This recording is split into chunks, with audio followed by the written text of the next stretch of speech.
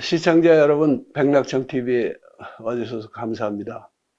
원래 오늘 시작하는 공부길 코너는요, 저를 찾아와서 공부길을 함께 걸어보자고 하시는 분이 주도권을 갖고 그분이 질문도 하고 논평도 하고 그러는 프로그램입니다만은 오늘 첫 회이고 해서 제가 잠시 이렇게 인사 말씀 드리고, 오늘 오신 황희두 노무현재단 이사죠? 예, 맞습니다. 또 유튜브 알림이 예. 하시고 여러 가지 활동이 많으신데 잠깐 자기소개를 하고 인사 말씀해 주시죠. 네. 안녕하십니까. 저는 알림이 황희두 유튜브로 활동도 하고 있고, 또 지난 19년 말에 민주당에 합류하게 돼서 현실 정치에 잠깐 발 담갔다가 지금은 또 가교 역할을 해야겠다 생각을 하면서 또 열심히 공부도 하고, 이번에 또 선생님 책도 읽으면서 굉장히 중요한 이 공부길에 첫 출연을 하게 돼서 매우 영광이고 감사드린다는 말씀 드리고 싶습니다. 반갑습니다. 이 대선 전후로 해서 오마이뉴스에 나오셔서 좋은 말씀들 많이 해주셨고, 또 우리가 앞으로 가야 할 길에 대해서도 공감 가는 내용들이 정말 많았는데, 그 영상 뷰도 엄청났어요. 뭐 100만을 막 넘고, 또 댓글도 엄청나게 많이 달리고, 그걸 보면서 저는 어떤 생각이 들었냐면, 지금 청년들이 느끼고 있는 여러 가지 뭐 불안함이라든지, 그리고 뭐 분노, 이런 여러 가지 감정들이 있는데, 우리 시대의 지금 담론은 무엇일까? 예전에 그래서 선생님께서 한창 활동하시고, 또 창작가 비평, 그리고 뭐 책도 내시고, 이런 역사들을 쭉 추적해 가면서 과연 우리 시대의 지금 청년들은 그때만큼 또 공부도 열심히 하고 몫을 내는 것인가? 이런 생각도 한번 또 돌아보게 된 계기가 됐습니다. 그래서 오늘 좋은 질문들 많이 드리면서도 또 답변을 잘 청년들의 언어로 요약해서 더 많은 청년들에게도 전하는 역할을 해야겠다는 생각을 하고 있다는 점을 먼저 말씀드리고 싶습니다. 감사합니다. 이렇게 한참 활발한 활동을 하시는 젊은 분이 찾아와서 대화를 하지 않으니까 감격스럽네요. 제가 영광입니다. 네.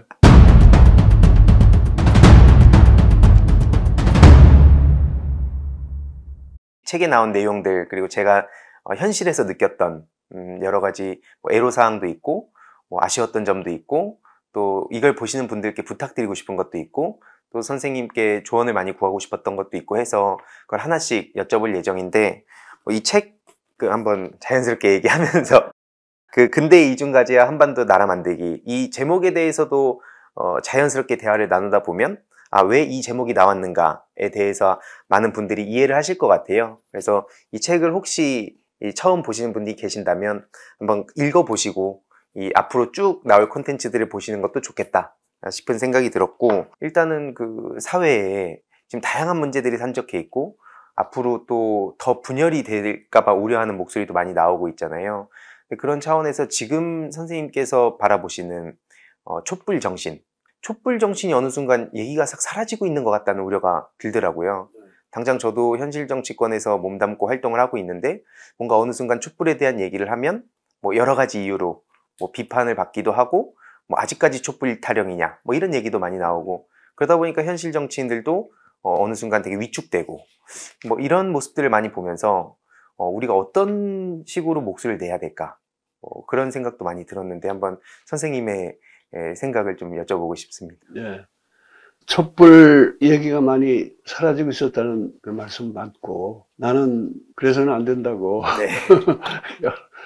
막 길을 쓰고 노력을 했지만은 잘 안 되더라고요. 심지어는 촛불 항쟁, 촛불 대항쟁이라는 거하고 촛불 혁명을 구별하자는 주장이에요. 예.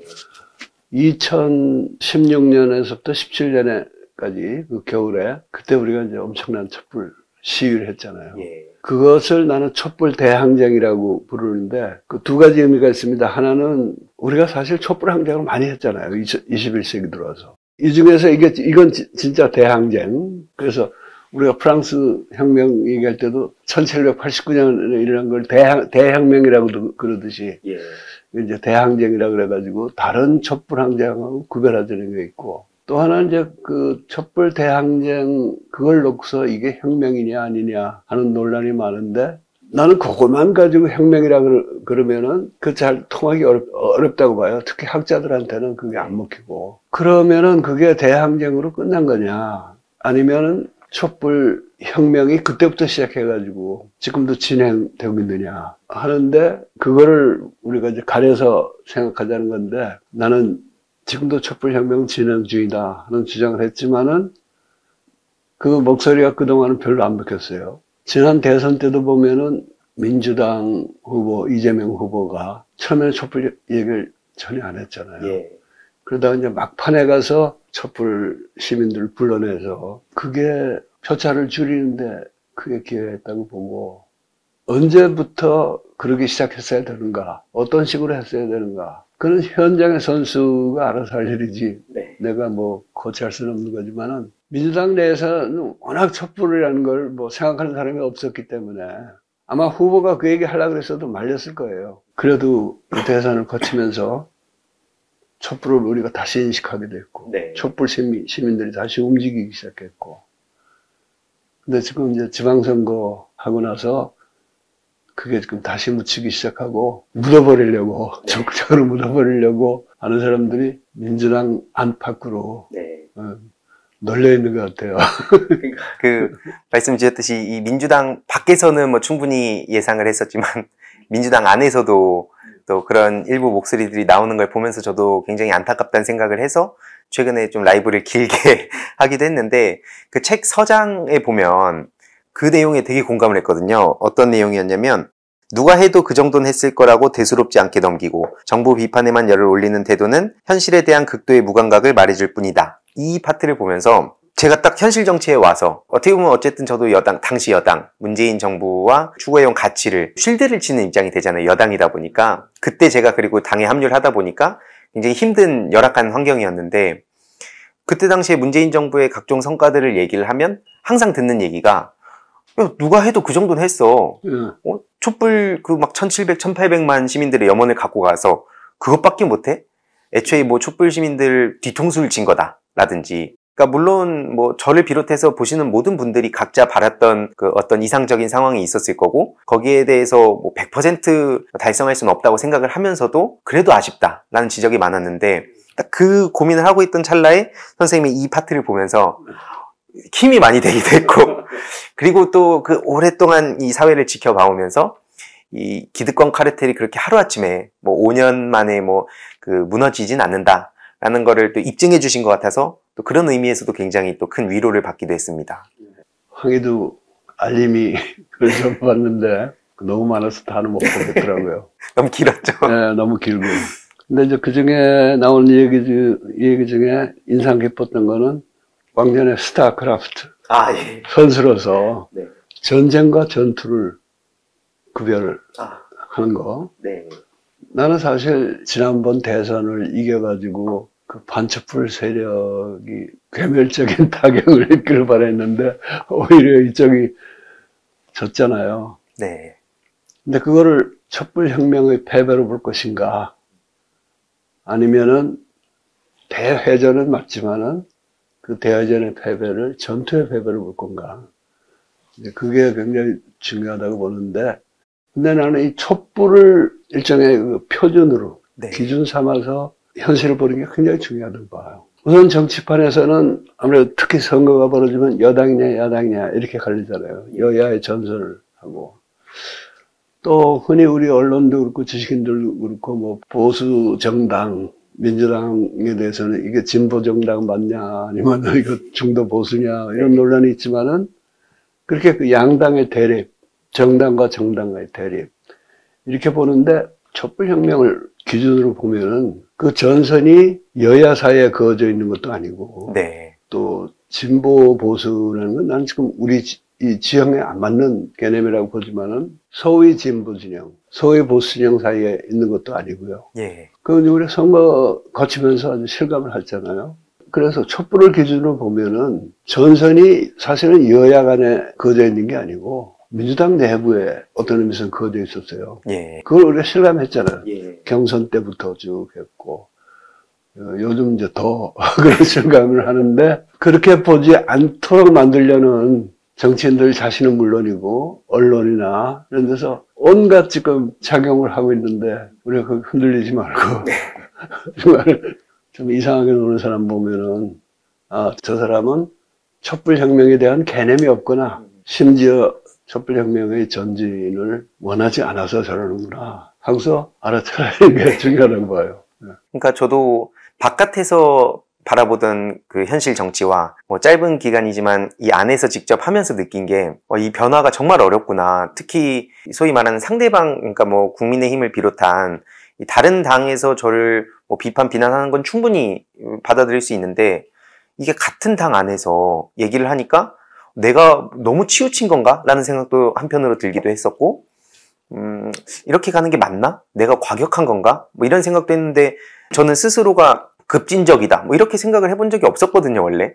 근데 언론에 의하면 뭐 요즘 표현에 따르면 뭐 강성이라 그러고. 근데 저도 뭐 방송을 통해서도 계속 얘기를 했었지만 뭐 한국형 기준으로 보수 진보 나누는 게 맞진 않은데 그렇게 나눈다고 치면 예전에는 오히려 보수에 가까웠었던 사람인데 너무 지금 대한민국 상황이 이상한 것 같고 지금 보수라고 불리는 사람들이 과연 보수의 가치를 추구하는 게 맞나? 이런 고민들을 한 끝에 난 그럼 지금 민주당이 오히려 약간 중도 진보? 뭐 약간 이 정도라고 생각을 해서 합류를 하게 된 겁니다. 근데 그런 의미에서 이 변혁적 중도주의 내용도 이 책에 나오는데 굉장히 공감이 또 많이 가기도 했어요. 나도 진보 보수라는 용어를 안 쓴 지 오래됐고 변혁적 중도주의라는 거를 주장해왔잖아요. 예. 그래서 여러 해 동안. 그런데 그 말은 싹 들으려고 안 해요. 물론 변혁적 중도주의라는 거는 요즘 우리 정치판에서 말하는 중도하고는 다릅니다. 소위 중도 마케팅이 대상이 되는 중도하고 네. 변혁적 중도주의라는 거는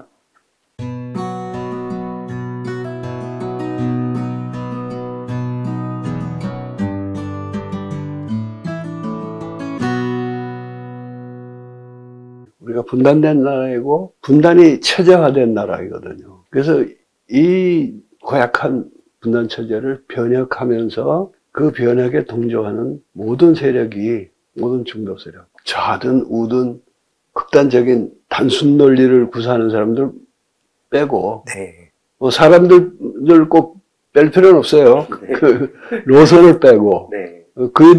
사람들은 이제 들어와주길 바라는 거지만 그래가지고 이 광범위한 중도 세력을 만들지 못하면은 문제를 해결 못한다. 이제 이런 주장인데 아무도 나를 변혁적 중도주의라고 불러주지는 않고 특히 수구 언론에서는 이제 무슨 좌파의 두목이라는 무슨 정신적 지지라는 이런 소리 한단 말이에요. 나는 또 그렇게라도 말해주는 게 가령 조선일보밖에 없으니까. 그래서 나를 제일 아껴주는 데가 조선일보구나. 이런 생각을 할 때도 있어요. 우리나라가 분단 국가고 분단이 체제화된 나라다. 거기서 소위 분단 체제론이 낸 건데 또 뭐 그 얘기는 나중에 또 천천히 하기로 하고. 우리 정치 현실을 볼 때도 그 사실을 기억하는 게 굉장히 중요하다고 봅니다. 다시 말해서 우리나라 정당이 물론 양당 독식 체제다 이런 얘기도 하지만은 그거는 이제 여의도 정치에서 하는 얘기고 사회 전체로 보면은 이게 양당 체제가 아니에요. 또는 양진영 체제가 아닙니다. 1.5 진영 정도가 있다. 수구 세력과 합리적인 보수 세력 이런 게 지금 하나로 뭉쳐 있잖아요. 네. 그걸 우리가 떼어넣어야 되는데 그건 못하고 있고 또 일부 그런 그 합리적인 보수를 따로 뭘 해보려던 사람도 다 좌절하고 거기다가 이게 정당만이 아니고 그야말로 언론, 검찰뿐 아니라 법조, 예. 학계, 종교계 그리고 재벌 이 모든 게 이제 거대한 카르텔을 형성해가지고 있는데 이거는 민주당이 몇 석을 가졌든 그 제대로 대항할 수 있는 세력이 아닙니다.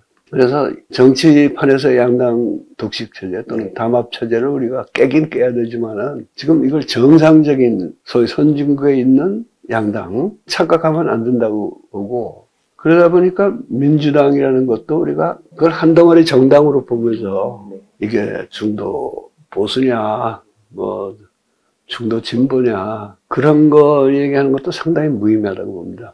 민주당은 이 어떻게 보면 그 거대한 기득권 카르텔 안에 조금 덜 낀 사람들 또는 소외된 사람들 이런 사람들이 연합해서 만든 일종의 플랫폼 정당이라고 해야 됩니다. 누가 들어가서 이걸 어떻게 장악하느냐 또는 어떻게 끌고 가느냐 하는 게 중요하기 때문에 그런 차원에서 민주당을 봐야 되고요. 그러니까 민주당에 들어가서 이걸 제대로 바꾸려는 비전이나 실력이 없이 들어가면은 그냥 말려 먹히는 거고. 그렇지 않으면은 정말 이렇게 준비를 해가지고 들어가야 되고, 또 아무래도 정치에는 지도자가 있어야 되잖아요. 예. 싸우면은 지휘관이 있어야 되잖아요. 예. 그러니까 그런 지도자도 우리가 찾아서 키워야 되고. 그런데 나는 지난번 대선을 거치면서 우리가 좀 얻은 게 있다면은 이게 무슨 젖잘사 그 얘기가 아니고 네. 사실은 이재명 후보를 비롯해서 사람들이 젖잘 사람을 안 써요. 일부에 쓰는 걸 가지고 언론에서 네. 말만 나오면은 젖잘사 하다가 또 깨졌다 뭐 이렇게 까잖아 지금. 네. 그러니까 그런 차원이 아니고 지난 대선에서 촛불 시민을 다시 발견한 게 우리 큰 소득이고, 민주당을 이거 그냥 내버려 두고 욕만 하고 쟤들은 몰래가 보수당이라서 저렇다 그럴 것이 아니라, 우리가 들어가서 저 플랫폼이니까 네. 들어가서 저걸 좀 바꿔보자 하는 움직임이 일어난 게 우리 소득이라고 봅니다.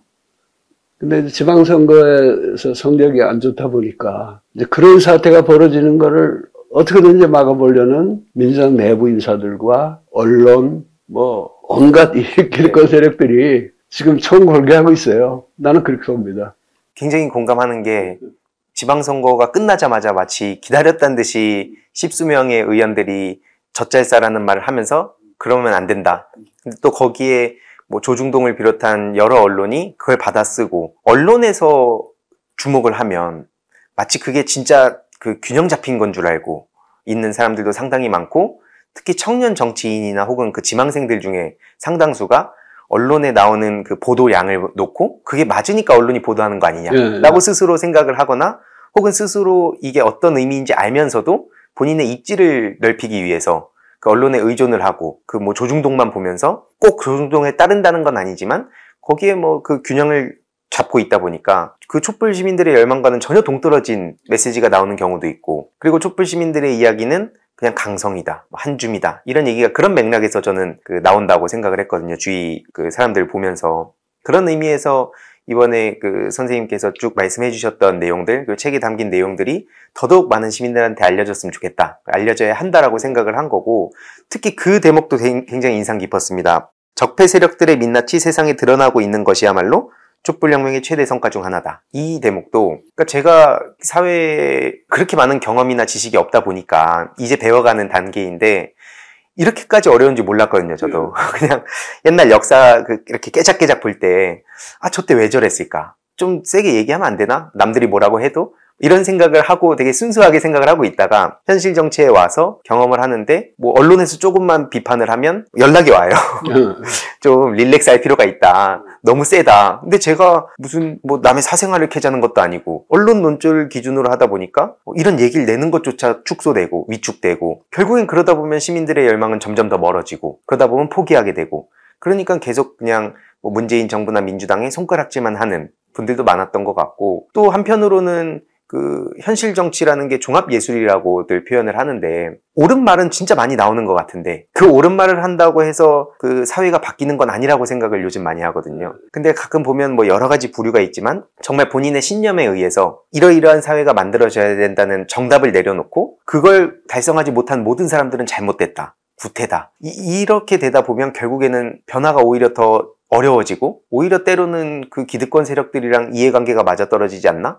이런 고민을 또 한편으로 하거든요. 그런 말을 하는 분들이 이제 자기 아집 때문에 그러는 경우도 있지만은, 나는 많은 경우에 그이들이 사실은 국민을 바라보고 말한다, 정치한다. 정치인들 누구나 그러잖아요. 네. 자기는 오로지 국민을 보고 한다 그러는데 언론을 보고 정치를 하는 사람들이에요. 그래서 민주당 쇄신안이라든가 무슨 책임론, 언론이 잘 써주는 문제를 가지고 쇄신안을 내고 반성을 하고 그런 경우가 많은 것 같아요. 민주당에서 이제 반성한다 그래서 툭 하면 나오는 게 조국 거예요. 조국 사과해야 된다. 아니, 민주당이 조국에 대해서 사과를 얼마나 했어요? 몇 번 했잖아요. 맞습니다. 그리고 조국 교수 자신은, 조국 장관은 더 많이 했고 책에도 썼고, 그런데 이제 그걸 얘기한 거는 그렇게 해야지 이 사람이 진짜 사과하려는 사람이다, 반성하는 사람이라고 언론에 써주는 거예요. 나는 민주당이 조국 사태를 잘 정을 못해가지고 손해를 많이 봤고요. 그나마 서초동 촛불이 예. 나와서 조국 장관에게 퇴로를 열어주고 문재인 정부가 검찰 개혁을 계속할 수 있게 해줬다고 보는데, 민주당이 진짜 자해 행위를 한 게 많아요. 조국 말고. 그 중에 하나가 윤석열이 검찰총장 돼가지고 청문회 했을 때, 네. 사실은 그때 윤석열의 진면목이 드러났거든. 뉴스타파에서 터뜨리고. 예. 그런데 나도 그때는 윤석열이 검찰총장이 되기를 바랬지만, 그때 민주당 지지자들 뭐 이래서 벌떼같이 뉴스타파 욕하고 그랬잖아요. 네. 그야말로 자해 행위한 거죠, 이렇게 보면은. 지난번에 언론중재법이라는 거 나왔을 때, 그게 완벽한 법은 물론 아닙니다. 그러나 그거라도 해놨더라면은, 예. 지난번 선거에서 가짜뉴스가 그렇게까지 판치지를 못했을 거예요. 근데 그거를 민주당, 언론계, 심지어는 과거에 자유언론 투쟁에 앞장서고 고생하셨던 분까지 나와가지고 다 반대하는데, 그리고 자율규제하겠다 뭐 그러고 나왔는데, 검찰이 셀프 개혁한다면 욕하면서 언론만은 왜 셀프 개혁을 하는 거예요? 그것도 자해 행위였던 거고, 이런 걸 반성을 해야 되는데, 네. 그런 게 부족한 것 같고. 그 다음에 민낯 이야기는, 그러니까 문재인 정부가 잘한 것도 있고 못한 것도 있는데, 어쨌든 이 촛불 혁명의 기운을 타고 있다 보니까 사회 곳곳에 민낯이 드러나게 됐잖아요. 예. 그것이 사실은 문정부의 기간의 큰 성과다, 뭐 그런 주장을 했는데, 근데 다 드러나려면 아직 멀었어요. 아직 멀었는데, 요즘 또 더 드러나고 있죠. 특히 민주당 의원들이 촛불을 기준으로 전설을 그었을 때, 예. 이쪽보다 어떤 면에서 저쪽에 가까운 사람이 많다 하는 게 지금 더 드러나고 있고, 네. 여기저기서 그 민낯이 드러나고 있는데 더 드러내야 되고, 우리가. 근데 또 하나는 지금 황 이사도 비슷한 얘기를 했지만은, 민낯이 드러난다고 사회가 저절로 바뀌질 않잖아요. 그러니까 민낯이 드러났으니까 우리가 어떻게 해야 될 건가 하는 그게 있어야 되는데, 그것도 우리가 풀어야 할 숙제죠. 진짜 우리가 촛불 정신에 대해서 잊고 있었던 건 아닌가? 이거에 대해서 다들 한번 그걸 반성해야죠.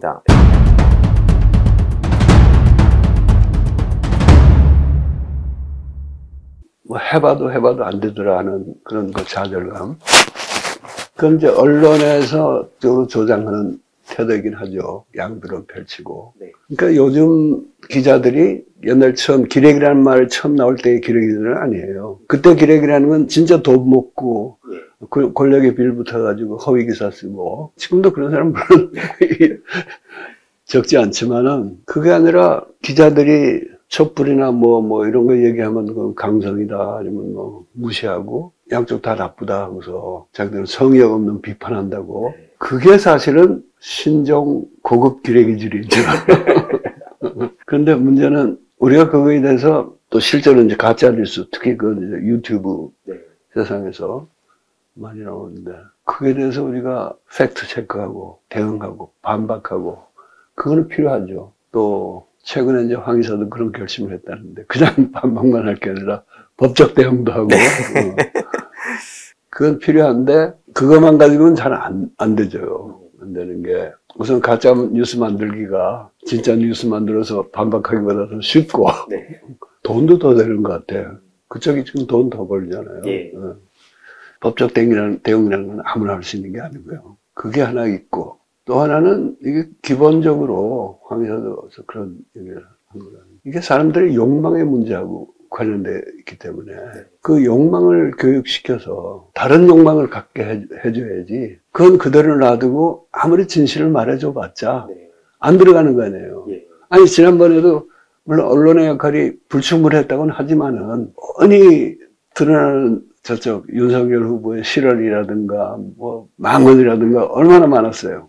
그러나 내가 강남 지역에 비싼 아파트를 가지고 있는데 종합 부동산세 이런 게 많이 나와서 나 싫다, 아무개나 그거 줄여준다더라, 그러면 귀에 안 들어오는 거예요. 이건 이제 불교에서는 그런 걸 이제 탐심이라고 그러는데, 나는 그 불교 용어로 우리가 살고 있는 이 자본주의 사회라는 것이 불교에서 말하는 탐심, 진심이라는 건 화내는 마음이고, 치심은 이제 어리석음인데, 탐진치를 작동 원리로 삼고 있다.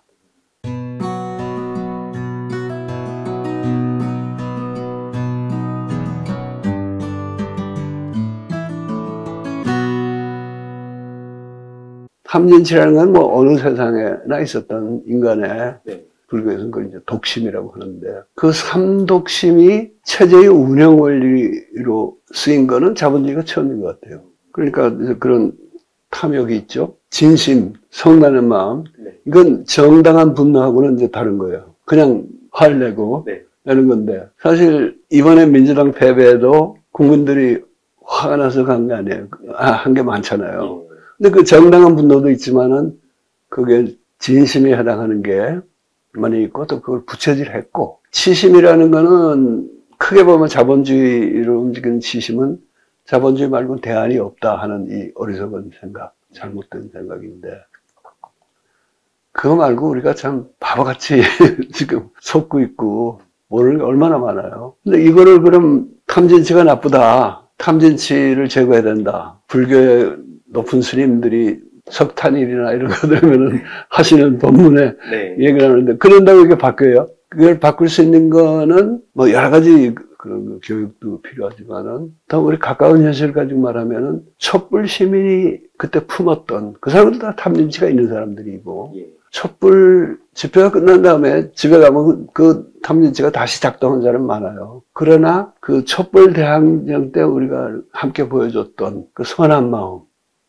연대의식, 염치의식 이런 기운을 이제 되살려줘야 되는데 그래서 이제 촛불을 우리가 항상 기억하고 나는 그래서 촛불 혁명이 그게 혁명이냐 아니냐 이렇게 따지지 말고 촛불이 이게 뭐였나 하는 걸 나의 화두로 삼고 살아가는 게 중요하다. 그렇게 주장을 하는 거예요. 그 말씀 주셨던 촛불과 유능. 이게 정말로 앞으로 민주당이 계속 치열한 논쟁도 필요하겠지만 모두가 가슴에 품고 있어야 된다라고 생각을 하게 된 거거든요.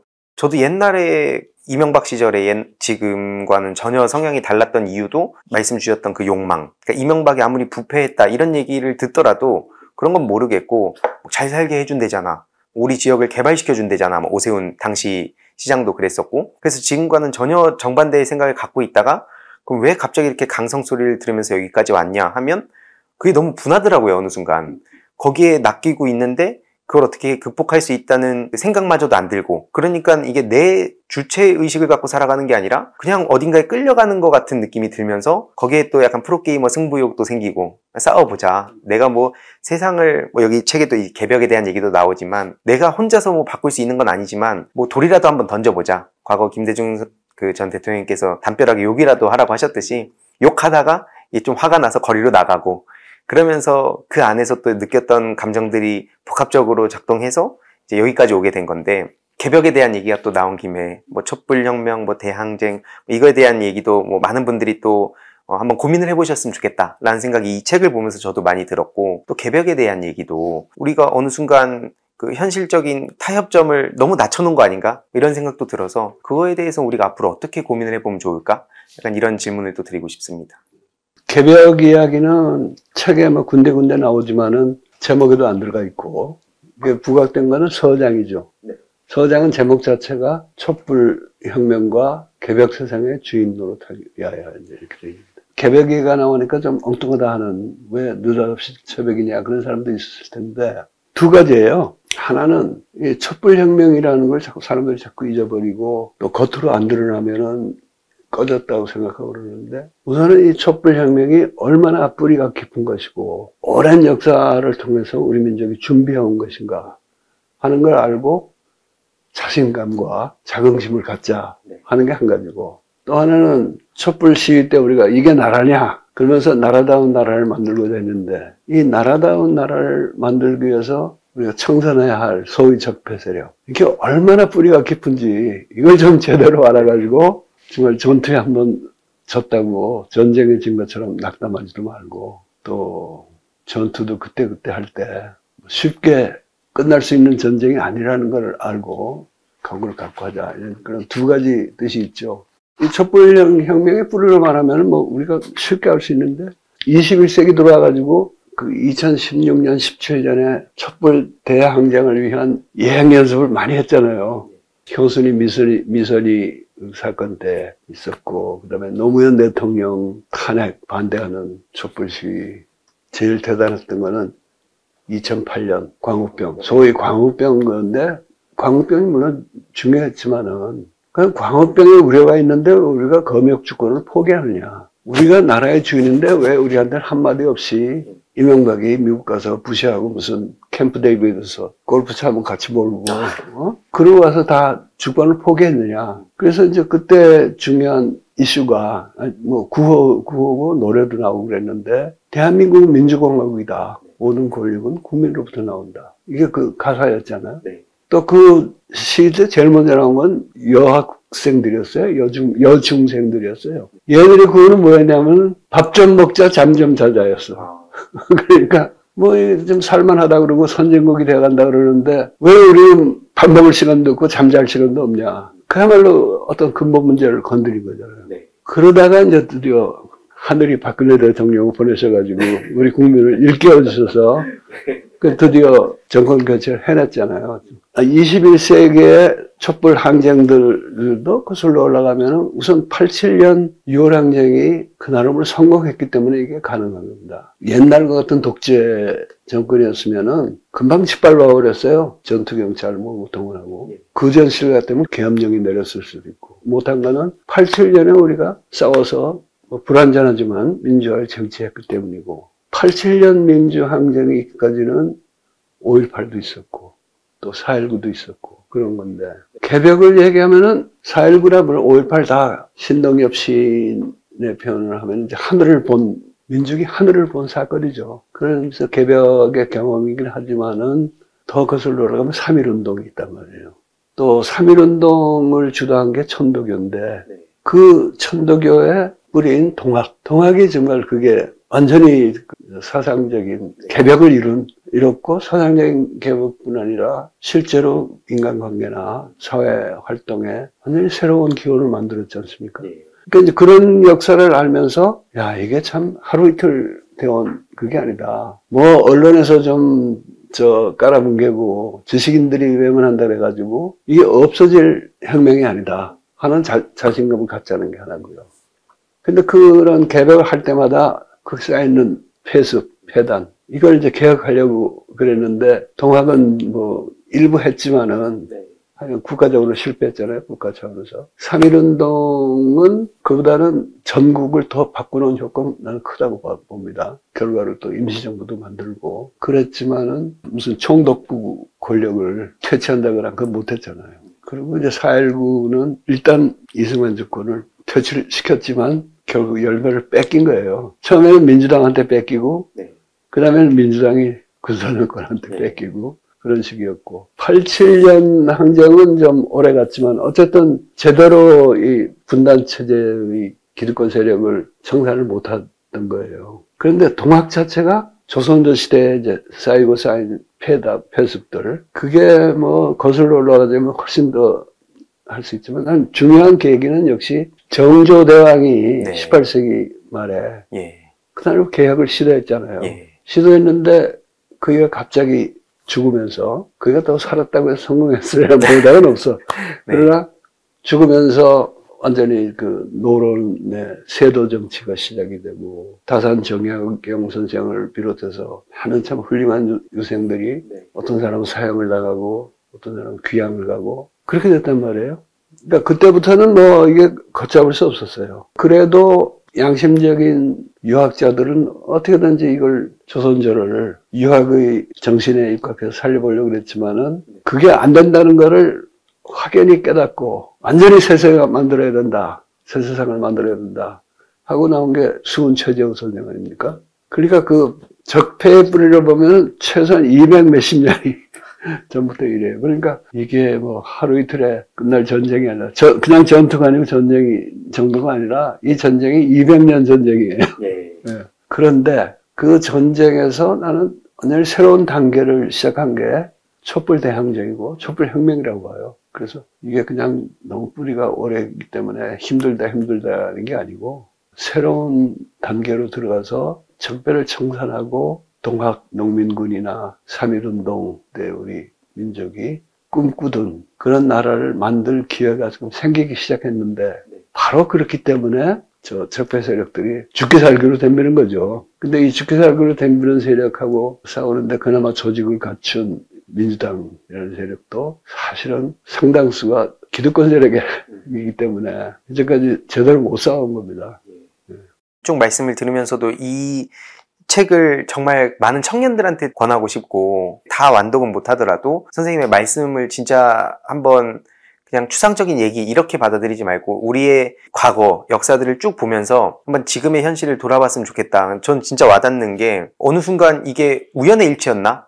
뭐 이렇게 생각하는 사람들도 꽤 있는 것 같고 한편으로 또 고민이 드는 거는 예전 군부 독재 뭐 혹은 옛날에 뭐 일제 잔재 뭐 이따가 또 뭐 친일, 뭐 일제, 뭐 이 얘기도 잠깐 나오겠지만 그 과정들을 거쳤을 때는 눈에 보인다는 생각이 들더라고요. 거대한 악이 설령 뭐 그에 맞설 수 있다 없다 이건 또 다른 얘기지만 눈앞에서 이 상대방이 뭘 잘못하고 있는지는 적어도 인지를 할 수 있었는데 이게 요즘 보면은 좀 능력주의 담론이랑 연결되는 것 같기도 한데 나름 그래도 공부를 통해서 시험이라는 객관적인 자격을 치러서 그 정도의 권한을 부여받았다라고 인식하는 어쨌든 주위에서 봤을 때는 이 사람도 나름의 자격을 부여받고 또 판사는 어쨌든 그 공정하게 그 재판을 치렀을 텐데 뭐 3심마저 부정하는 거냐라든지 뭐 그런 얘기에 우리 스스로가 또 얽매이게 되고 물론 모든 걸 부정하자는 건 아니지만 또 이런 현실이다 보니까 우리는 또 새로운 방식으로 그럼 투쟁을 해야겠구나 라는 생각이 또 한편으로 들더라고요. 뭐 무조건 뭐 검찰 개혁해야 된다, 사법 개혁해야 된다 하면 보통 관심 잘 안 가지고 있는 친구들 입장에선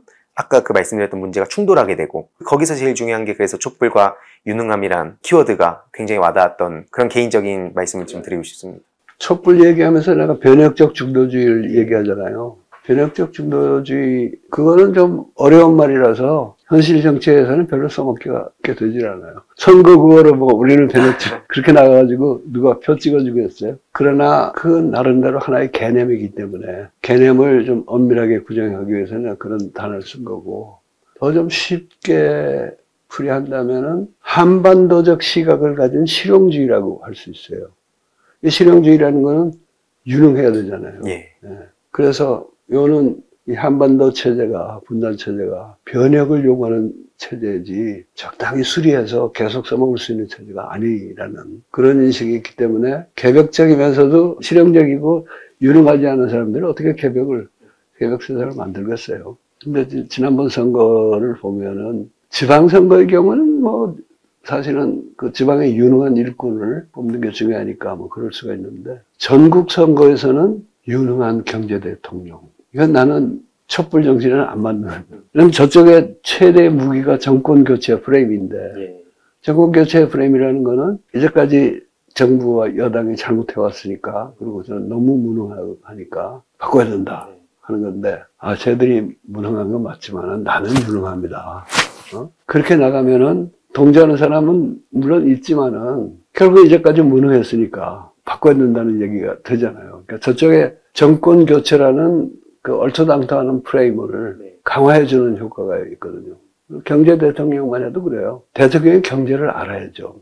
그리고 경제 운영을 잘해야 되지만은 경제부총리라든가 참모들 잘 쓰고 경제계와의 관계를 잘 유지하면서 또 개혁할 걸 개혁하면은 경제가 잘 돌아가는 거지. 우리가 진짜 필요한 거는 유능한 정치가입니다. 네. 그래서 유능을 해야 되는데 그 유능이 기성사회의 시험 제도라든가 평가 기준에 맞춘 유능이 아니고 정말 동화기래의 이 긴 역사 그보다 훨씬 짧지만은 이 촛불혁명 기간에 우리 시대가 요구하는 유능함, 실용성 이런 식으로 설정을 했으면 좋겠는데 책 내용에도 이제 일제잔재 청산과 친일 잔재 청산 이걸 구분을 해야 된다는 내용이 나오더라고요. 그리고 프랑스가 독일 부역자들 처단한 사례를 저희도 자주 얘기를 하는데 뭐 그 차이점에 대한 내용도 굉장히 전혀 생각을 못했었던 내용이었거든요.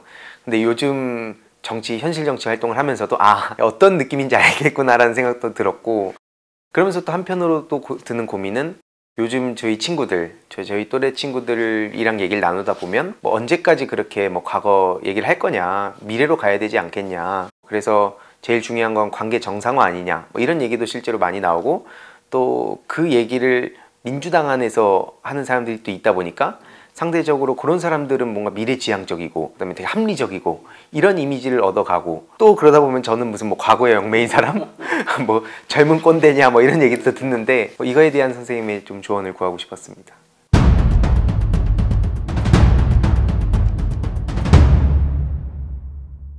그 전에 발표했던 거를 책에 실으면서 새로 쓴 덧글을 하나 붙였잖아요.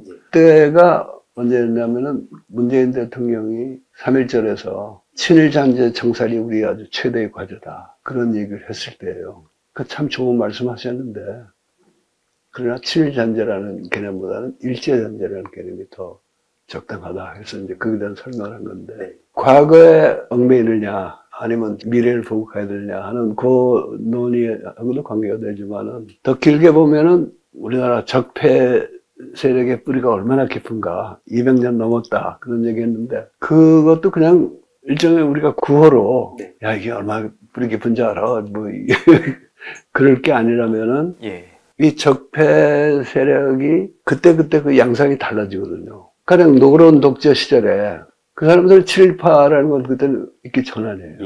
그리고 개화기에 들어오면은 김옥균이니 이런 개혁가들이 사실은 친일적, 일본의 우호적이었어요. 근데 그걸 무슨 일본의 사주를 받아서 그랬다고 나쁘게 보는 사람이 있지만 나는 그렇게 안 보고 고균, 김옥균 선생은 좀 대단한 분이었다고 생각하는데, 거기도 친일 프레임은 안 통하기 전이죠. 일제 점령기 이전에 적폐 세력의 양상들, 뭐 고전부터 시작했지만은 막판에 대한제국 말기쯤에서 시작해서 식민지 시대를 관통해서 있을 때 그 시기에 적폐 세력이 그건 되게 뭐 친일적이었죠. 친일파지 말하자면.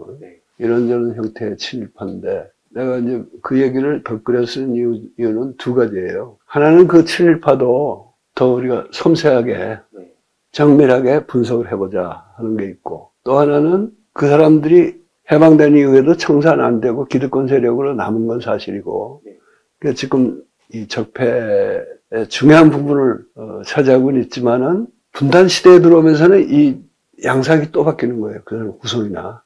그것까지 좀 정확하게 파악하자는 두 가지 있는데, 우선 독일의 프랑스 점령기, 2차 대전 때 점령기하고 우리 식민지 시대하고 그걸 비교하면서, 그 후에 프랑스에서는 거기 몇 년밖에 안 되는데도 그렇게 엄하게 처단했는데, 우리는 뭐 36년이나 당하고 나서 이게 뭐냐 그러는데, 이게 뭐냐라는 말은 맞아요.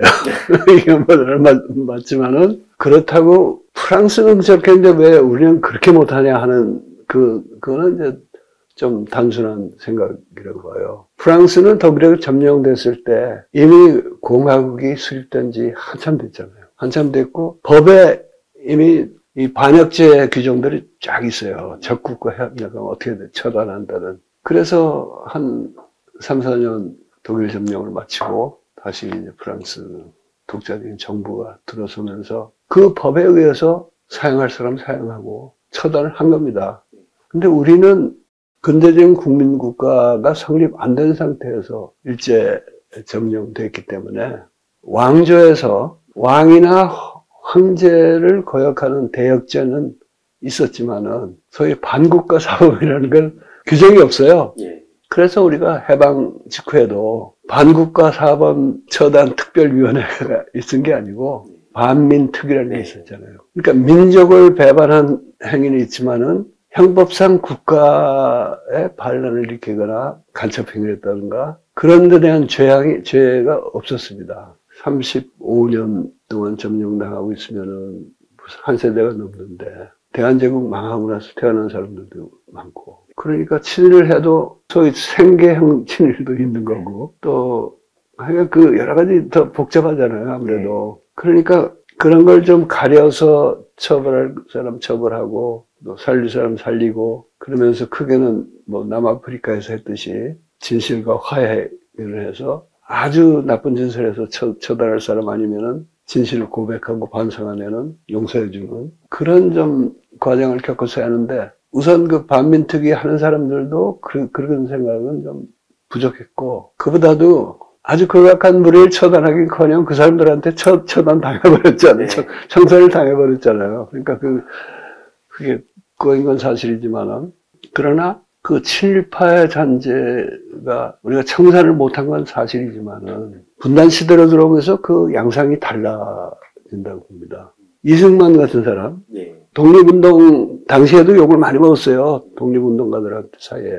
그러고는 이제 대통령이 된다면은 부정부패하고 독재하고 그런 사람이었지만은 최소한 친일파는 아니었거든요, 그 사람이. 이승만처럼 친일파는 아니면서 친미 분단 세력을 대표하는, 분단을 추구하는 사람들하고 친일 세력이, 과거의 친일 세력이 자기 목숨을 부지하고 뭐 기득권을 지키기 위해서 한 그 친일 잔재들하고 합친 거예요. 그게 합쳐서 집권하고 하다 보니까 친일파라는 그 개인보다 더 중요한 게 일제시대의 그 잔재인데 그 일제잔재 청산이 안 된 거라고 봅니다. 그래서 일제잔재가 친일잔재가 다른 여러 가지 세력이나 요인과 합쳐서 분단체제를 지탱하는 중요한 기둥이 됐다 하는 걸 알고 접근해야지 네. 무조건 친일잔재 청산하자 그러면은 이미 다 죽은 사람 어떻게 해보기도 어렵고 네. 그 후손들로서는 너무 많잖아요. 네. 그 사람을 다 토착외구라 그러면은 토착외구 색출하는 데만 네. 시간이 많이 걸리고 그런 의미에서 분단체제의 구성 요소로서의 일제잔재라는 이런 툴로 접근하는 게 좋겠다. 확실히 아까 말씀 주셨듯이 그 후손들에 대한 그 비판이라든지 뭐 재산을 다 몰수해야 된다 이런 구호는 여기저기서 들리는데 뭐 현실적으로 그들이 노력해서 일군 부가 있을 거고 또 상속받은 부가 있을 텐데 그거 어떻게 딱 자르냐 이게 현실적으로도 굉장히 어려운 문제고 그러다 보니까 시간이 지나면 지날수록 뭐 이거에 대해서 현실성이 굉장히 부족해지니까 점점 더 그냥 논의를 꺼리게 되고 언제까지 그 뭐 과거 얘기냐 이렇게 이어지는 것 같더라고요. 그래서 그 시대를 살면서 이렇게 직접 목격하고 그때부터 꾸준히 지금까지 고민을 해오신 선생님의 말씀이 그만큼 또 중요하지 않나라는 생각을 많이 하고 사실 또 저희 지금이야 뭐 청년이라고 하는 친구들도 언젠간 또 선생님의 나이가 될 거고 그런 걸 따져봤을 때 우리도 그냥 옛날 얘기다 이렇게 덮을 게 아니라 우리가 지금 중요하게 생각하는 것을 한번 돌아보고 그런 의미에서 앞에 말씀 주셨던 뭐 동학, 뭐 개벽, 뭐 촛불, 뭐 일제잔재 뭐 등등의 말씀이 되게 귀한 말씀이라고 저는 생각을 했습니다. 뭐 일제잔재 청산이라든지 이런 얘기랑도 연결이 될 문제가 그 탈진실의 시대, 포스트 트루스에 대한 고민이 요즘 많이 들거든요. 뭐 뉴라이트 세력들이 예전에 한 10년 전만 하더라도 이렇게까지 광범위하게 그 영향을 끼친지는 몰랐는데 지금 보면은 어쨌든 새 정부가 출범하고 그때 사람들, MB맨과 검찰 사람들이 주축이다 뭐 이런 얘기가 나오고 있고 뉴라이트 세력들도 여기저기 중요 보직에 많이 들어가 있는 게 현실인데 그러면 그거에 맞는 결과물들이 지금 당장은 눈에 보이지 않더라도 향후 뭐 한 5년 10년 뒤쯤엔 또 이들이 무언가를 해놨을 그 씨앗들이 자라날 거고 그걸 보면서도 참 우려가 많이 되는데 뭐 유튜브라든지 커뮤니티 SNS 등을 통해서 워낙 많은 허위 조작 정보들이 퍼지고 있고 지난번 편에도 말씀드렸지만 분명히 틀린 얘기였는데 저희들이 체감하지 못하고 눈으로 본 게 아니니까 다양한 얘기들이 상충하는 얘기들이 돌아다니면 뭘 믿어야 되냐 그냥 이걸 다 정쟁화 시켜버리면 네 정치적으로 지금 네가 지지하는 쪽에 얘기를 하는 거 아니야? 반대편엔 이런 얘기가 있어 라면서 마치 제가 그냥 진영 논리에 따라서 역사를 부정하는 것처럼 생각하는 친구들도 있고 이 현실을 어떻게 극복할 것인가 시간이 가면 갈수록 더더욱 어려워지는 것 같은데 거기에 그래서 가장 많은 관심이 있습니다.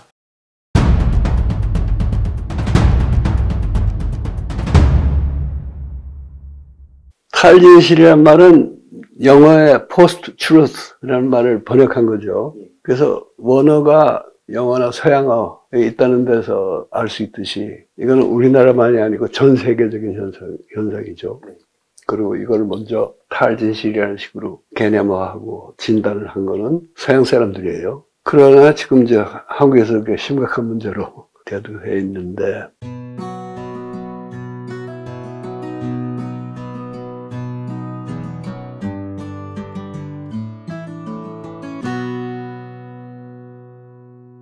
우선 이 논의를 하는 데서 우리가 나는 굉장히 자랑스럽고 다양스럽게 생각해야 할 것은 한국어에는요 진실과 진리가 아직도 구별이 됩니다.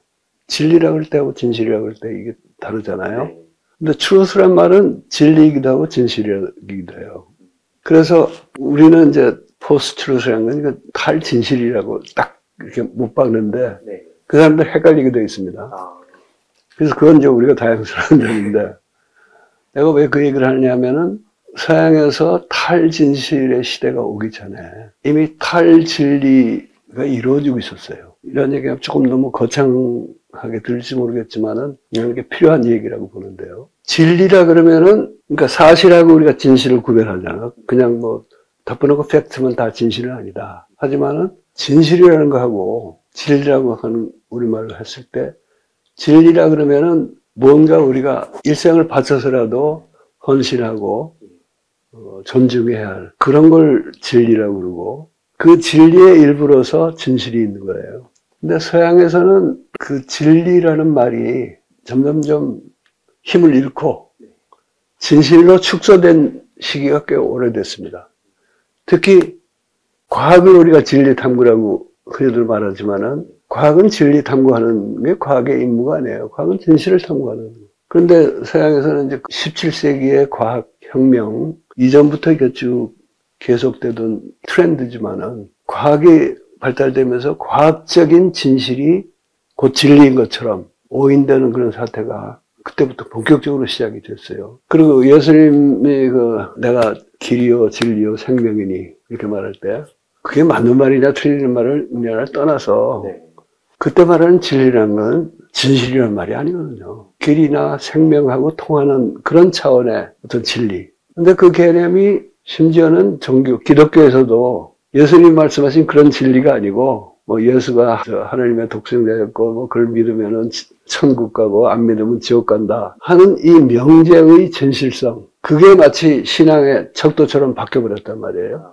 이런 큰 흐름이 있는데 그러다 보니까 일부 철학자들이나 생각하는 사람이 야, 그 진실이 뭐 그렇게 절대적인 거 아니지 않냐. 그래서 소위 해체주의라는 사람 나오고 포스트 모던한 여러 가지 나와가지고 오히려 그런 진실에 얽매이지 않는 게 더 온당한 태도고 더 현대적이고 더 멋진 것처럼 돼버린 거예요. 그런 식의 진실이라는 게 당연히 해체돼야 할 그런 면모가 있기 때문에 그 다음에는 이 진실을 무시하는 뭔가 풍조가 더 힘을 받게 된 거고 일단 그러고 나니까 이게 이제 수습불능이 되는 거 아니에요. 순전히 자기 사익 추구를 위해서 진실을 무시하고 그 하는 게 이렇게 됐는데 그래서 이걸 극복하려면은 아까도 말했지만은 팩트 체크도 해야 되고 법적 대응도 해야 되고 그런 노력을 내가 하지 말자는 게 아니라 이게 궁극적으로는 우리가 진리라는 것을 잊어버리고 사는 데서 이런 게 벌어지지 않았냐. 그럼 우리가 지금 정말 온 마음과 정성을 다해서 존중할 수 있는 진리는 무엇인가? 그 진리를 존중하는 마음의 일부로 진실을 위해서 싸우고 진실의 목숨을 걸어야 되고 그래야지 진실만 말해주면은 세상이 바뀔 수 있는데 이 몽매한 민중들이 듣고도 못 알아듣는다. 이거는 서구식 계몽주의의 엘리트 의식이죠. 그러니까 그건 해법이 안 되고 민중들은 이제 그런 욕 먹고 나면 안 들어버린단 말이에요. 이걸 어떻게 대응할 거냐.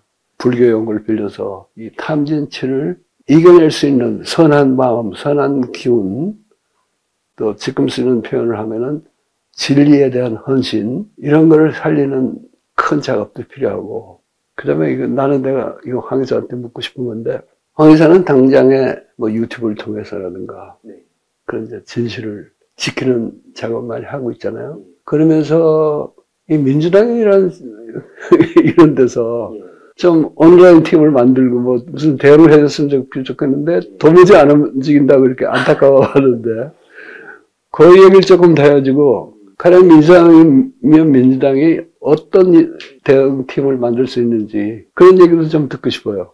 안 그래도 그 선생님 말씀 적극 공감하고 그런 방식으로 가면 안 된다고 생각을 했던 포인트가 진실을 사람들한테 알리면 일종의 그러니까 팩트 체크만 하면 이 소식을 접하면 사람들은 마음을 돌리고 민주당에 관심을 가질 것이다.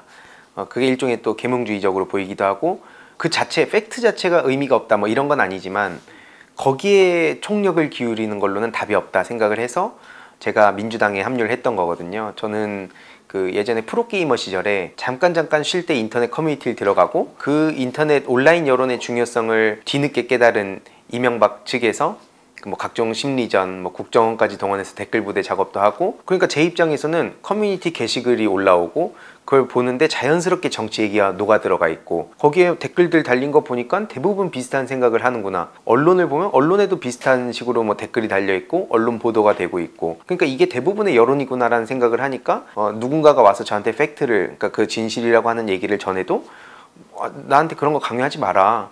가르치려고 하지 마라 라고 말씀하셨던 딱 그 경험을 제가 가진 입장에서 지금 방식대로만 가면 안 된다. 그러니까 한 축으로는 진실을 계속 전해야 되지만 다른 한쪽에서는 온라인에서 여론이 지금 어떤 식으로 전해지고 있는지 단순히 이건 팩트의 영역만이 아니고 대중들이 지금 어디에 관심을 가지고 있고 그래서 저는 10대들을 주로 만나서 강의를 다니는 이유가 초중고등학생들이 지금 어디서 여론을 형성하고 있고 정보 전달은 그럼 어디를 통해서 접하고 있는지 그리고 자주 가는 플랫폼이 어디고 왜 거기에 많이 가 있는지 좀 문화적인 요소도 관심을 많이 갖고 있거든요. 그래서 이런 걸 종합적으로 민주당 안에 싱크탱크 같은 걸 통해서 원래는 민주연구원을 통해서 이걸 제안도 하고 그래서 미디어 리터러시라는 교육 언론 정상화, 온라인 커뮤니티 모니터링도 하고 때로는 일부 그 과도한 허위 조작 정보에 대해선 법적 대응도 하고 이게 여러 가지 축을 한 군데에서 종합적으로 해야 되는데 그게 다 분산돼 있고 그마저도 제대로 작동이 안 되고 있는 것 같아서 이걸 좀 정리해서 의견을 전하려고 들어갔는데 생각보다 관심 있는 분들이 많이 안 계셔서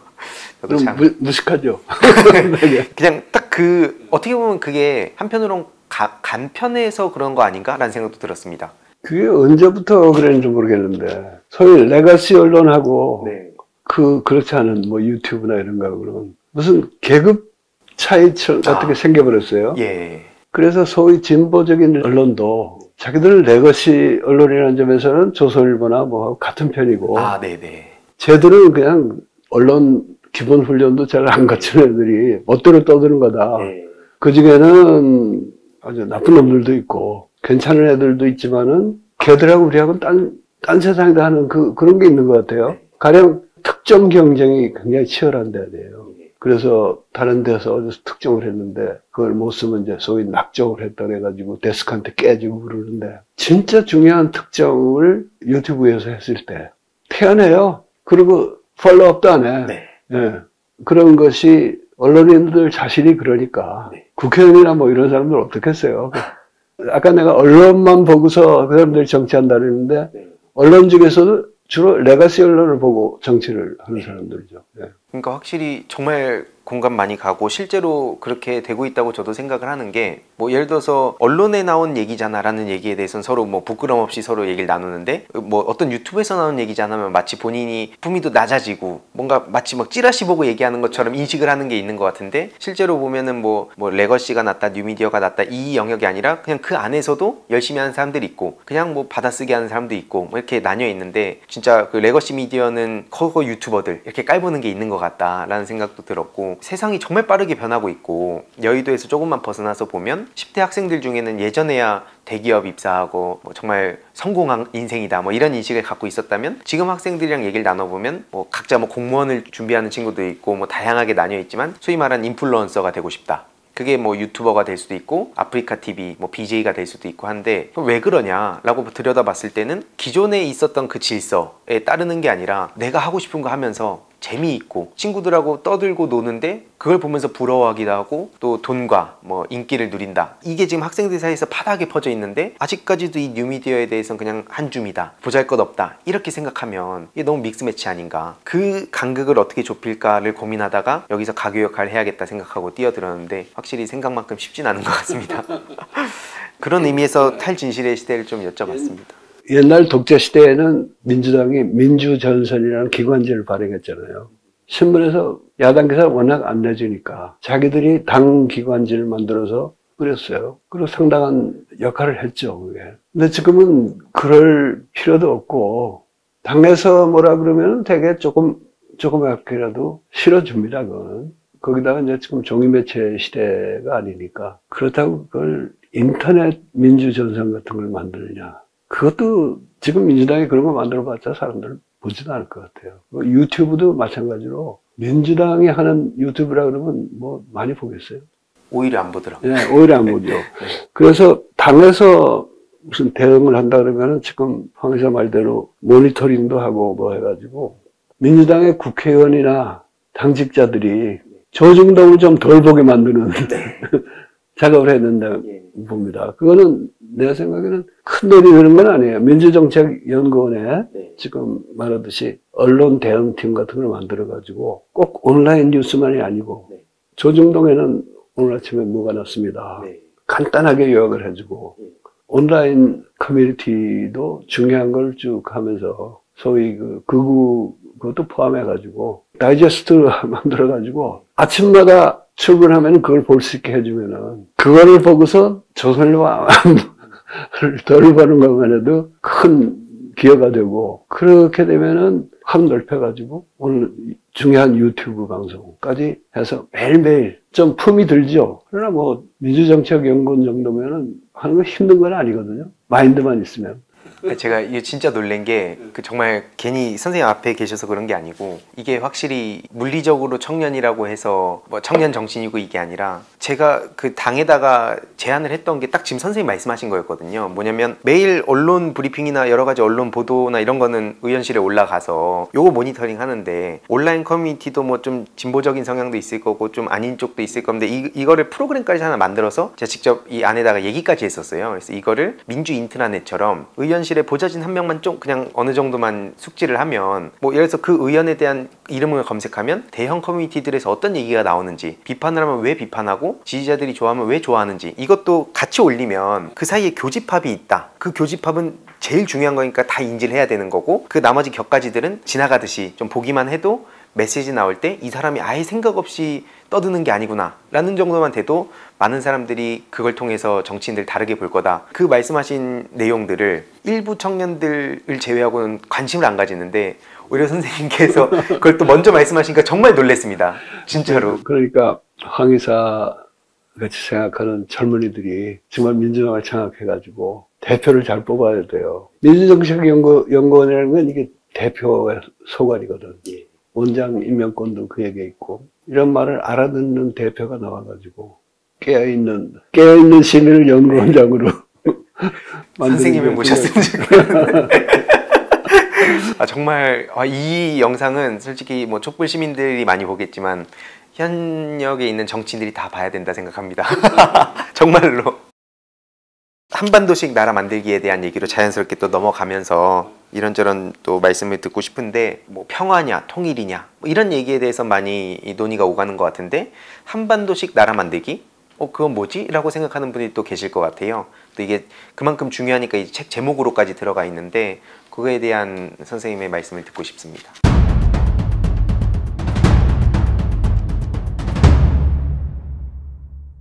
우선 그 평화냐 통일이냐 하는 게 이게 진짜 이게 잘못된 프레임이거든요. 우리가 인류 보편적인 가치로 본다면은 평화가 위에 있고 통일을 필요하는 국가나 민족에게 한정된 가치 아니에요. 평화를 위에 두는 건 당연하고 그 다음에 우리 한국에 국한하더라도 당장은 우리가 전쟁 위협에 시달리고 있는데 평화가 더 중요하죠. 그러니까 평화 공전. 그럴 때 이제 평화라는 의미를 훨씬 좁혀가지고 평화 공전, 상호 협력 이걸 하면서 통일을 할까 말까, 어떤 통일을 할까 이걸 구성해야 되는데 그렇다고 해서 통일을 얘기하면은 평화에 저해가 되니까 아예 통일을 저버리자. 그렇게 나가면은 두 가지 문제가 발생합니다. 하나는 통일 담론을 저쪽에 뺏기는 거예요.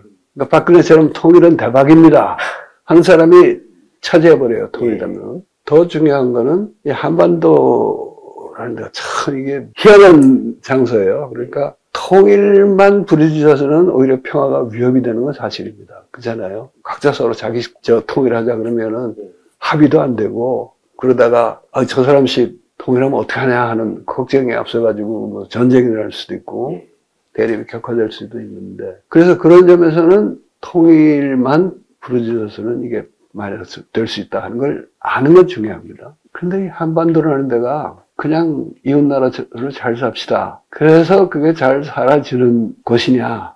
아니거든요.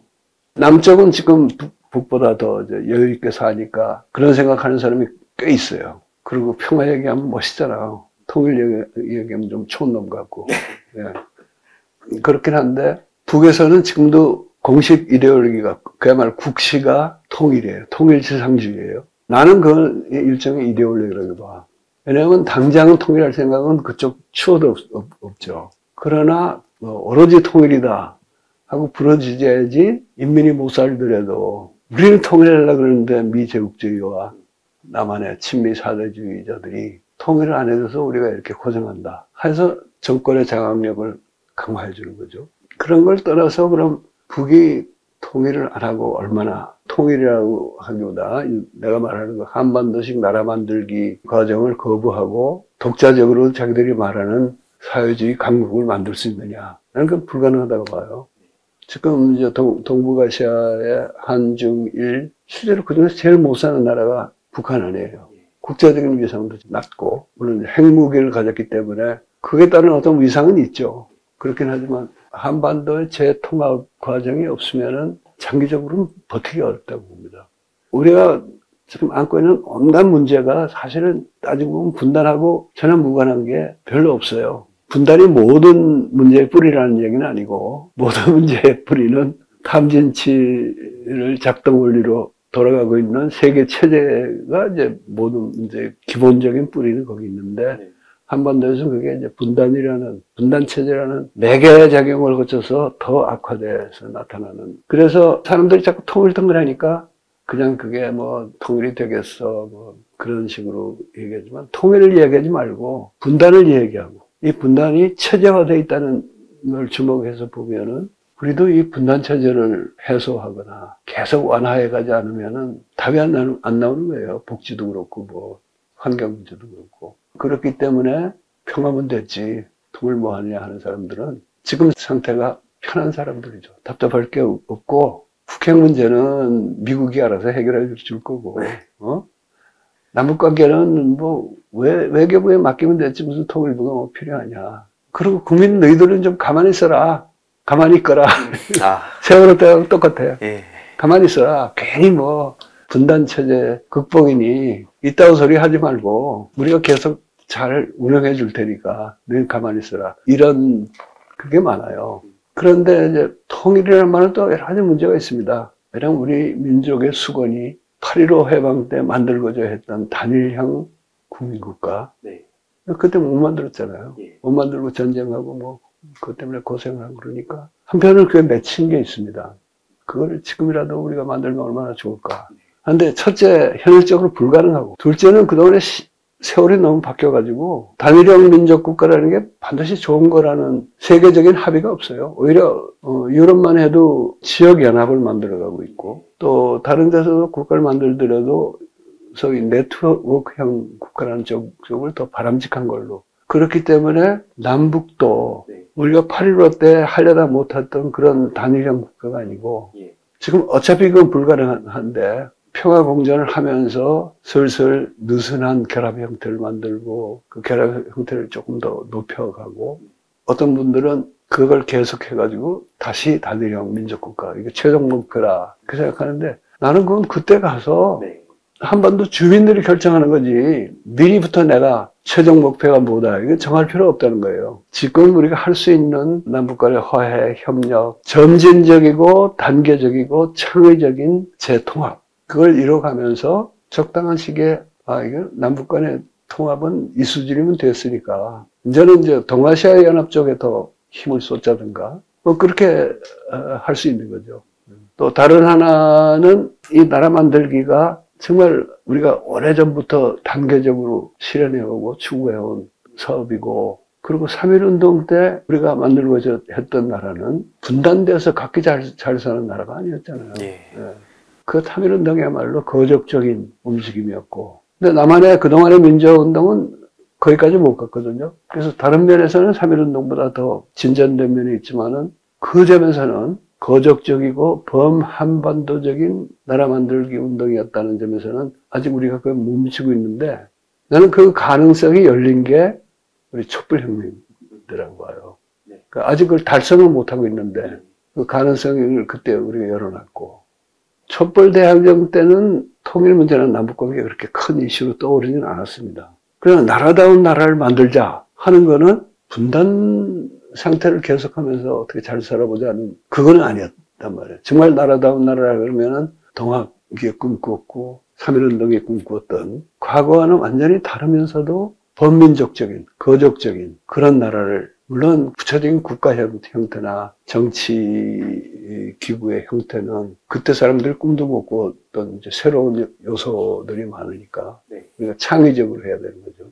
저도 진짜 2018년 때 한창 평화 국면일 때 대부분의 국민들이 호응도 했었고 또 굉장히 많은 기대도 했었고, 물론 하노이 회담이라든지 그 이후로 뭐 아쉽다는 얘기도 있었고, 특히 정권이 아예 바뀌어버리면서 시작부터 얼마 취임한 지도 얼마 안 됐는데 자극적인 얘기들이 많이 나오고 그 우려의 목소리도 나오고 있는데, 그럴 때일수록 이걸 보는 분들이 더 촛불 대항쟁, 촛불 혁명 때를 기억하면서 우리의 꿈이 뭐였나, 이걸 한번 지금 이걸 보시는 분들이 생각하는 계기가 됐으면 좋겠다는 말씀을 드리고 싶고, 궁극적으로는 어쨌든 다 같이 잘 살고 또 좋은 나라 만들고 뭐 이런 목표를 갖고 있다고 생각하기 때문에 그 친구들한테도 어떻게 더 많이 이런 메시지를 그들의 언어로 전할지, 뭐 저뿐만 아니라 이걸 보시는 분도 같이 고민했으면 좋겠습니다. 그런 의미에서 선생님의 이런 가치가 정말 중요하다고 생각합니다. 그래서 나도 개념을 정립하기 위해서는 변혁적 중도주의라는 좀 아리송한 표현을 썼지만은 내 나름대로 더 좀 접근성이 있는 만들려고 가령 뭐 한반도적 시각을 가진 실용주의다 뭐 이렇게 바꿔보고 그러는데, 감각도 좋고 재주가 좋은 젊은 분들이 그런 걸 더 많이 해주셨으면 좋겠어요. 근데 우리 사회에 뛰어난 민주개혁론객들도 보면은 촛불 얘기하는 사람은 그렇게 많지는 않아요. 개벽 얘기하는 사람은 더 드뭅니다. 그런데 나는 번번이 그 얘기 꺼내가지고 사람들 식상하게 만들 필요는 없지만은 어떤 깊이 있는 분석을 하고 정말 올바른 그 대응책을 수립하려 그러면은 그걸 빼놓고는 안 된다고 봐요. 그래서 특히 젊은이들이 두 가지 화두를 계속 좀 붙들어줬으면 하는 생각이 듭니다. 그 BTS 지금 세계적인 그룹이고, 이번에 또 유엔 총회 다녀오면서도 뭐 세계의 평화, 뭐 혐오 철폐 이런 메시지를 전 세계인들한테 전했고 실제로 전 세계에서 반응을 했었거든요. 그러니까 그걸 보더라도, 그리고 가사 내용이라든지 이런 걸 보더라도 계속 그런 평화의 메시지, 어떤 선한 영향력을 몸소 실천하는 거에 왜 이렇게 열광할까? 일시적으로는 아까도 말씀드렸듯이 혐오가 더 세 보이지만 결국에는 많은 사람들도 그 안에 내포된 평화와 희망, 그 좌절을 극복하고 싶은 뭐 개개인의 어떤 방향성 이런 것들이 담겨 있다고 생각해서, 그래서 그런 식으로 저는 학교에 가서 얘기를 합니다. 뭐 예전에 말하는 그 사람 사는 세상이나 민주정부의 꿈이 김대중, 노무현, 문재인 정부로 이어져 온 여태까지 그 노력들은 정치로서 그거를 구현하는 거고, 그들은 노래, 예술로서 그 구현하는 거다. 위치는 다르지만 그 안에 내포하고 있는 메시지 자체는 우리가 평화로운 사회를 만들고 혐오하고 뭐 어떤 계급을 나누고 조롱하고 이걸 좀 막자, 약간 이게 공통점이 있는 것 같아서, 그 학교 가서도 인플루언서를 꿈꾸거나 뭐 연예인을 꿈꾸거나 하는 친구들도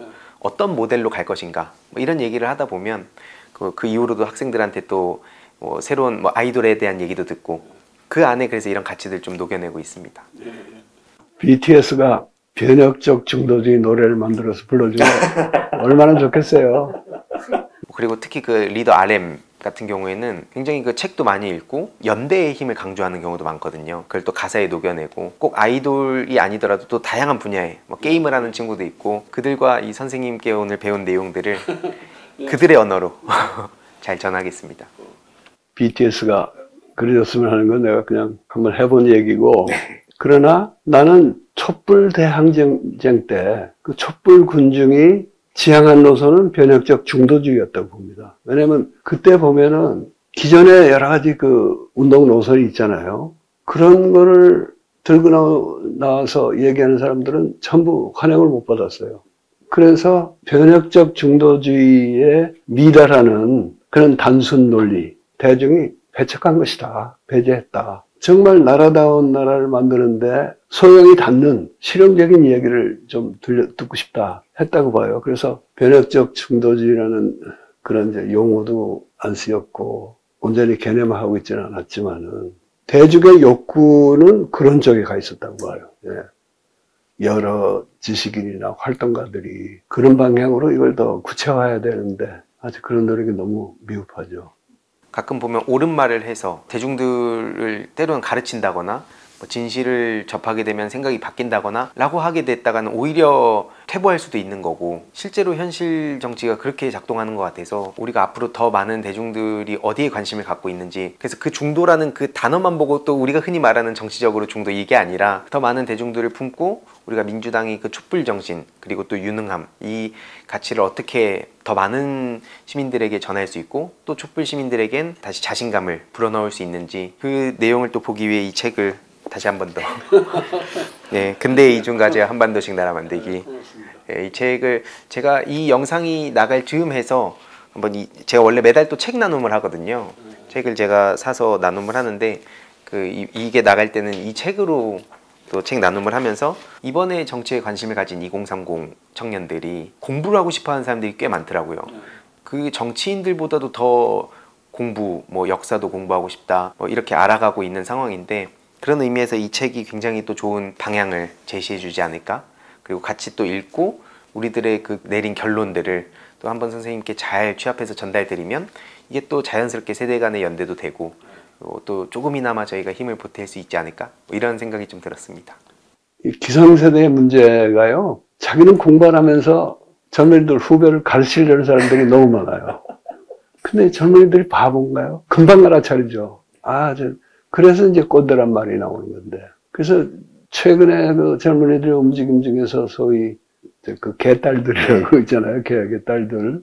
그게 꼭 뭐 여성만이 아니고 남성들도 많이 그 가담해가지고 뭐 3명이나 마을도 만들고 있는데, 그 개딸들의 기도라는 게 있습니다. 개딸의 기도.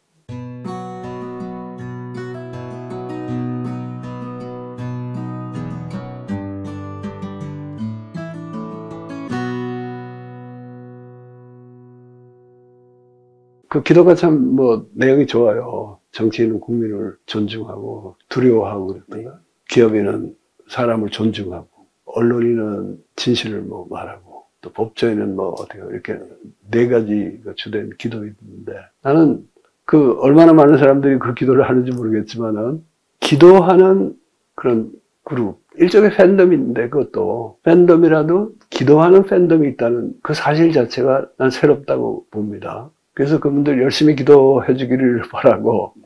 근데 그 기도에 내가 보기엔 하나 빠진 게 있어요.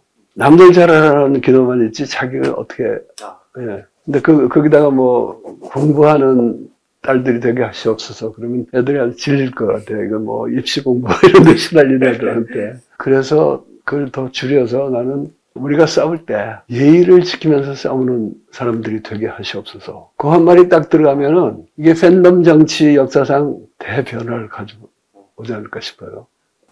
이 내용도 주위 제 지인들한테도 많이 전하고 널리 퍼졌으면 좋겠습니다.